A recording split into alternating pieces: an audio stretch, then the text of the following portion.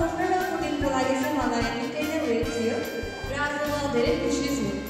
तर खुसी हुनु साथसाथै अलिकति दुःख पनि लागिरहेको छ, किनकि अब फेरि पहिला जसरी नै हामी साथीहरूसँग क्लासमा बसेर पढ्न गफ गर्न हाँस्न पाउँदैनौँ र दिनदिनै भेट्ने साथीहरूलाई पनि फेरि भेट्न पाउँदैनौँ।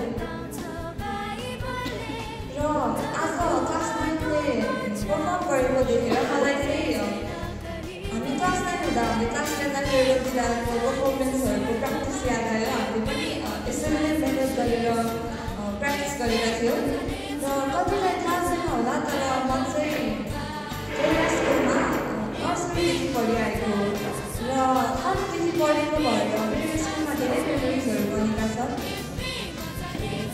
उनीहरूबाट चाहिँ मैले धेरै कुराहरू सिक्न पाएँ, पढाइका कुराहरू र साथसाथै क्यारेक्टर डेभलपमेन्टका कुराहरू पनि। पछि गएर मलाई स्कुल लाइफ याद गर्दाखेरि सबै कुरा याद नहोला, तर 2-3वटा त्यस्ता कुराहरू पनि छन् जुन चाहिँ मलाई पछिसम्म याद हुनेछ। त्योमध्ये एउटा चाहिँ क्लास 9 हुँदाको इन्डिजिनियस डे हो।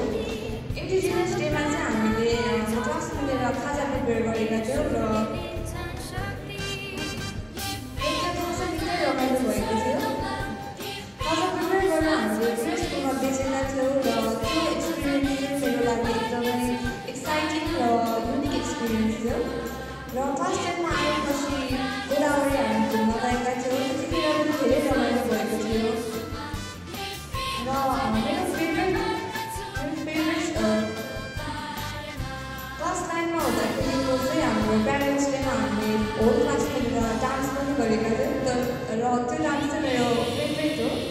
र क्लास 10मा आएपछि चाहिँ हामीले फर्स्ट टाइम ड्रामा पनि पर्फर्म गरेका थियौँ र त्यो चाहिँ एकदमै मेमोरेबल एक्सपिरियन्स थियो। र मेरो स्कुल लाइफभरिमा सबैभन्दा फेभरेट मेमोरी भनेको चाहिँ पोखराको थियो।